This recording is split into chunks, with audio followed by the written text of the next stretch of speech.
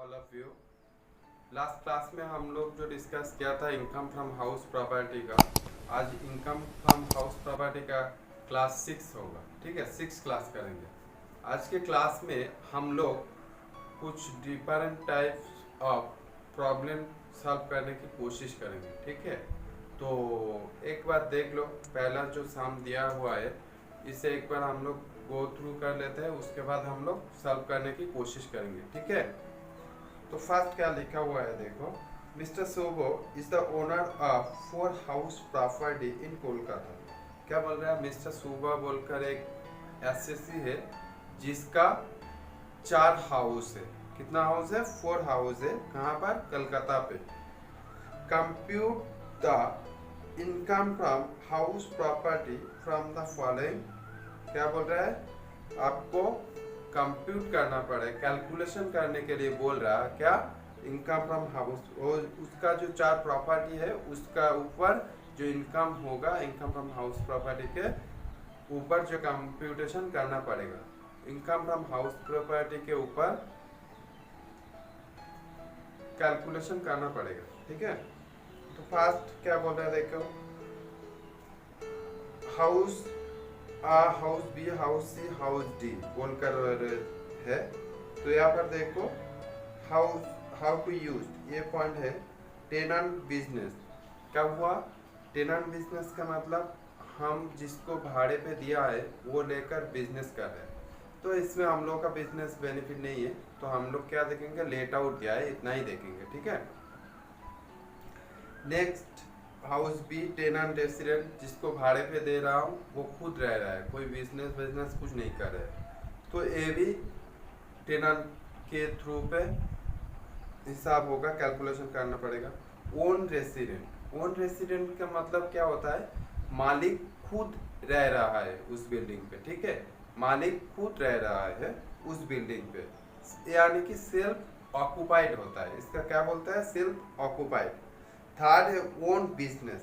Business का मतलब क्या होता है? ओन बिजनेस का मतलब मालिक खुद का बिजनेस के पर्पस में यूज कर रहे हैं। ठीक है, चलो gross municipal value, gross municipal value एक एक करके देखते हैं।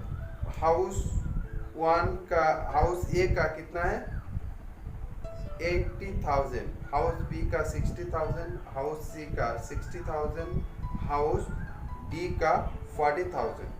रेंट रिसीव पीएम, पीएम मतलब per month, monthly rent receive किया है। हाउस ए के लिए 6,000, हाउस बी के लिए 5,500 और सी और डी 00 है। Fair rent 78,000, house A B के लिए 70,000, सी के लिए 64,000, डी के लिए डी के लिए 50,000। Interest on loan 30,000, interest on loan 30,000 paid कर दिया हाउस ए में। हाउस बी में नील है, हाउस सी में अनपेड है 50,000। Municipal tax 10% per annum. ठीक है, क्या बोल रहा है देखो, हाउस ए पे paid for the current year and also 6 month of the earlier year. यानी कि क्या बोल रहा है, करंट ईयर, जिस ईयर का साल कैलकुलेशन कर रहे थे, प्रीवियस ईयर जिस साल का कैलकुलेशन हम लोग कर रहे हैं उस साल का पूरा पेड कर दिया। एडवांस, अर्लियर मीन्स एडवांस, और आने वाले साल जिस साल पे हम देंगे उस साल का भी हम लोग पेड कर दिया। कितना दिया? 6 मंथ के पेड कर दिया। उसके बाद देखो हाउस बी में क्या बोल रहा है, income from house property paid for the current year and also 3 month coming year. Same चीज बोल रहा है। Current year means previous year, जिस ईयर हम लोग का कैलकुलेशन कर रहे हैं उस ईयर दे रहा है कितना? पूरा ईयर, और 3 मंथ एडवांस दे दिया।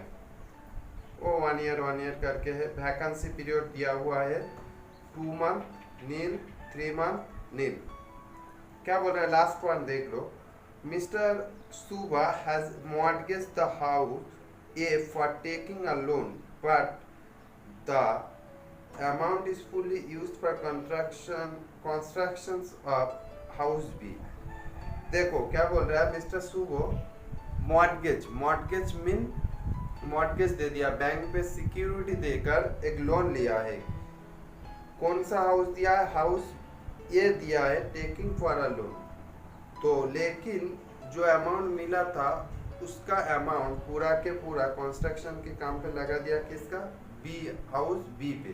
तो यहाँ पर देखो जहाँ पर लिखा हुआ इंटरेस्ट ऑन लोन 30,000 हाउस ए पर देखो, तो हम लोग यूटिलाइज कर किया कौन से हाउस पे लोन लिया था, जिस अमाउंट को हम लोग काम पे लगा बी हाउस पर, तो इसका कैलकुलेशन डिडक्शन मिलेगा हाउस बी पे, ए पे नहीं होगा। ठीक है, let's start the solution of this problem. देख लो, फर्स्ट लिखेंगे कंप्यूटेशन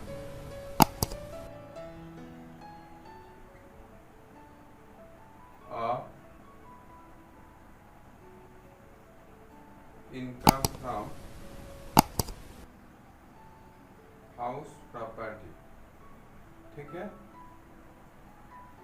इसका किसका होगा? Of mister Shubh, particulars rupees. देखो डायरेक्टली हम लोग इससे पहले 2-3 सम किया हुआ है। ठीक है, तो एक्सपेक्टेड रेंट हम दोबारा कैलकुलेशन नहीं करेंगे, आप लोग खुद कैलकुलेशन कर लेना।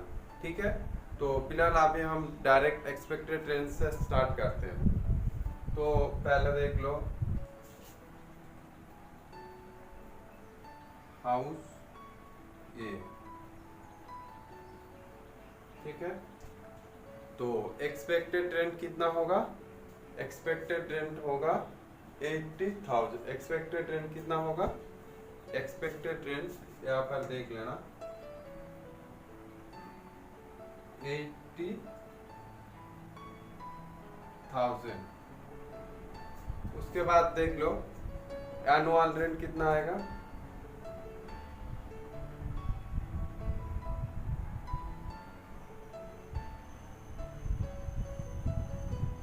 एनुअल रेंट कितना आएगा? 6,000 पर मंथ था, तो यानी कि 72,000 लेस किसको? वैकेंसी गया था 2 मंथ का 12,000 माइनस करके 60,000। तो यहाँ में बड़ा कौन सा? 80,000। तो 80,000 के इस साइड पे ले लेंगे, इसका नाम दे देंगे हम GAV, ग्रॉस एनुअल वैल्यू। ठीक है, इससे लेस होगा क्या? Less empty. देख लो एक बार एम्प्टी टैक्स कितना दिया हुआ है, यहाँ पर 10% दिया हुआ है। तो current year plus current year दिया हुआ है और एक्स्ट्रा 6 मंथ का दिया हुआ है। तो नेट ग्रॉस एनुअल वैल्यू किसके ऊपर होगा? Gross municipal value 80,000। तो 80,000 इंटू 10% इंटू 1.5 कर दिया। ठीक है, तो कितना आया?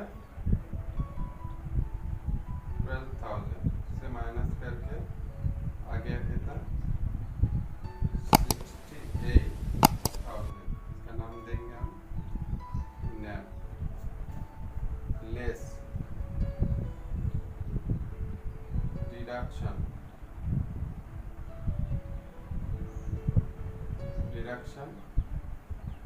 Under section 24 standard deduction under section 24A और 68,000 इंटू 30%, 20,000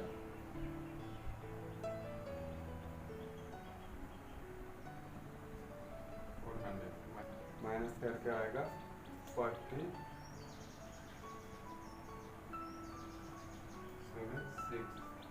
इसको लिखेंगे हम इनकम फ्रॉम एच ए यानी हाउस ए पर। ठीक है, नेक्स्ट हम लोग कैलकुलेशन करेंगे क्या, हाउस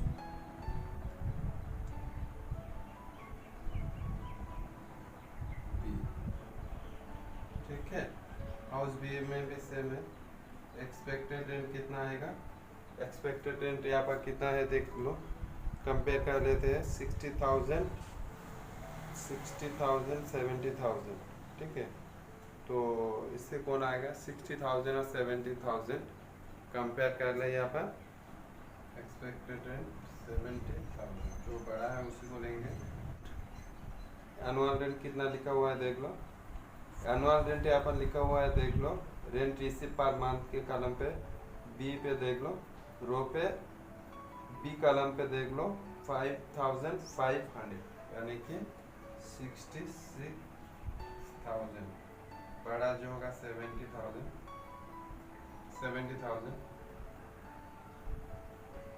इसी को हम लेंगे। ठीक है, तो इसके बाद हम यहाँ से सॉल्यूशन करते हैं। ठीक है, कंटिन्यू करते हैं। तो इस जीएबी को हम लोग यहाँ पर लिखा है 70,000, इसका नाम देते हैं जीएबी। लेस क्या होगा, एमटी 10% होगा, 10% कर दिया तो एमटी टैक्स यहाँ पर कितना हो रहा है 60,000 इंटू 10% इंटू 1 ईयर 3 months यानी कि 6,000 प्लस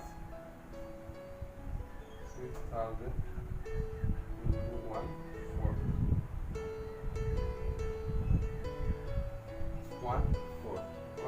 यानी 1,500, तो 70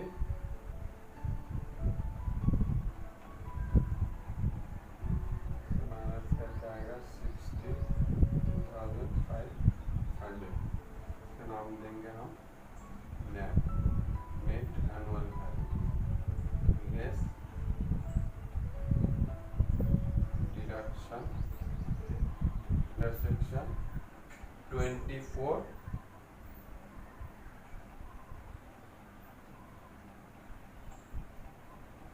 स्टैंडर्ड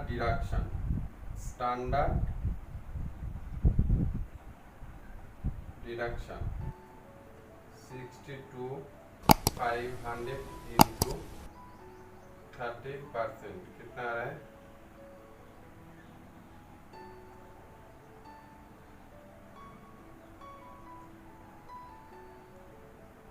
18,750। बी पे इंटरेस्ट ऑन लोन कितना था देख लो एक बार। इंटरेस्ट ऑन लोन यहाँ पर दिया हुआ है, जो हाउस ए पे दिया हुआ है 30,000,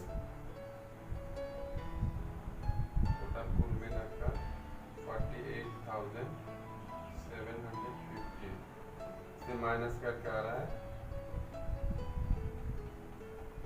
13,720। अब ये देख लो, हाउस ए हाउस बी, अब होगा हाउस सी।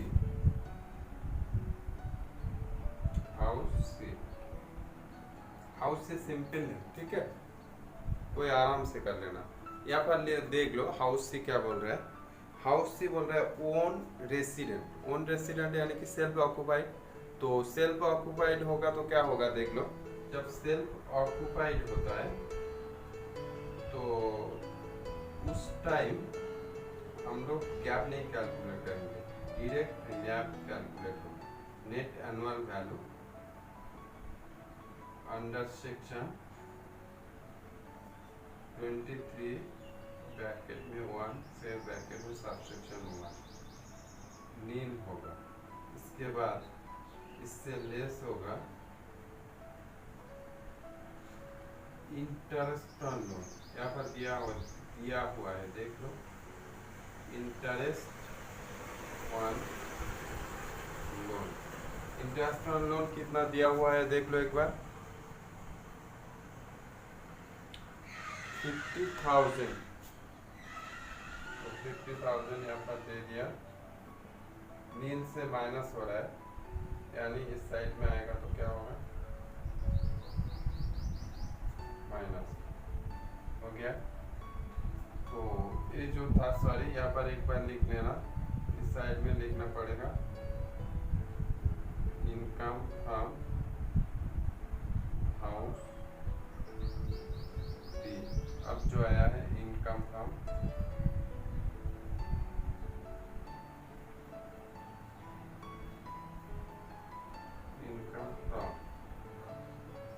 ठीक है, इनकम फ्रॉम हाउस सी।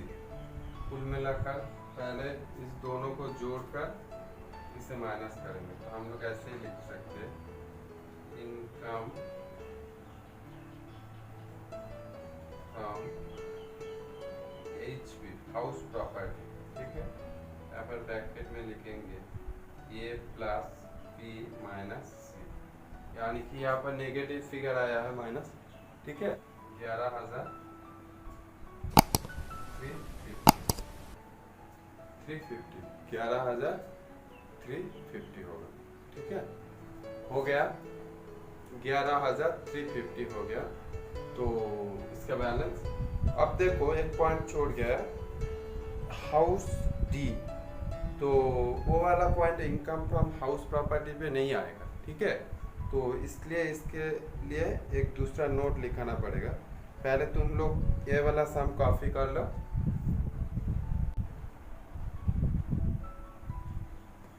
कहाँ आए, जो हाउस डी हम लोग क्यों नहीं लिया, और बाकी सारे नोट एक बार कॉपी कर लो। ठीक है, हम बोल रहे हैं मेरे साथ कॉपी कर लो। फर्स्ट देख लो, नोट्स बोल कर लिखा है, point number 1, house D is utilised for business benefits and therefore house D is not be treated under house property but it shall be taken under PGBP। इसका मतलब क्या बोल रहा है, बोल रहा है क्या, हाउस डी जो था ओनर क्या क्या बिजनेस बेनिफिट के लिए यूज किया है। ठीक है, बिजनेस पर्पसेस के लिए यूटिलाइज्ड किया है। जो इनकम फ्रॉम हाउस प्रॉपर्टी के होने के लिए जो कंडीशन था, थर्ड कंडीशन वहाँ पर लिखा हुआ था, क्या लिखा था, अगर वो हाउस बिजनेस बेनिफिट के लिए यूटिलाइज्ड होगा तो इनकम फ्रॉम हाउस प्रॉपर्टी पे नहीं आएगा। तो यहाँ पर हाउस जो डी था, हाउस नंबर 4 डी, वो तो बिजनेस रेसिडेंट जो ओनर था उसका तो बिजनेस बेनिफिट के लिए यूटिलाइज किया हुआ है, तो वो वाला हाउस हम लोग नहीं ले पाएंगे। उसका कैलकुलेशन होगा अंडर पीजीबीपी। पीजीबीपी मतलब जो 5 हेड्स होता है, इसका सेकंड हेड, थर्ड हेड है पीजीबीपी। हम लोग income tax direct tax calculation करने के लिए 5 हेड बोला था टोटल कैलकुलेशन करने के लिए। फर्स्ट था इनकम फ्रॉम सैलरी, सेकंड था इनकम फ्रॉम हाउस प्रॉपर्टी जो हम लोग कर रहे हैं, थर्ड है इनकम फ्रॉम प्रॉफिट और गेन्स ऑफ बिजनेस और प्रोफेशन। प्रॉफिट और गेन बिजनेस और प्रोफेशन के अंदर जाएगा हाउस डी का कैलकुलेशन। ठीक है, वो यहाँ पर नहीं आएगा। अब देखो second point, municipal taxes are deducted as payment basis. Municipal tax जितना दिया है उतना ही पेमेंट होगा। इससे पहले भी ये वाला सम हम लोग समझाया था, ये वाला point. Interest on loan on accrual basis, जितना ड्यू रहेगा उतना ही डिडक्शन मिलेगा, वही बोल रहा है। उसके बाद देख लो, since loan taken from mortgage house A but is utilised for construction for house B. House A का पॉइंट नंबर 3 में बोल रहा है, हाउस ए को मॉर्गेज रखकर एक लोन अमाउंट लिया है, लेकिन वो अमाउंट पूरा के पूरा कहाँ पर खर्च किया है, हाउस बी कंस्ट्रक्शन करने के लिए खर्च किया, तो therefore interest are deducted against house B. तो तब क्या होगा, जो इंटरेस्ट आ रहा है उसका डिडक्शन पूरा के पूरा किसके अगेंस्ट में होगा, हाउस बी के ऊपर होगा, ठीक है, ए पर नहीं होगा। तो वही बोल रहे हैं हम लोग, तो बी पे किया है। एक्चुअल रेंट, अगर एक्चुअल इंटरेस्ट हाउस ए पर लिखा हुआ था, लेकिन होना चाहिए था कहाँ पर, बी पर, ठीक है।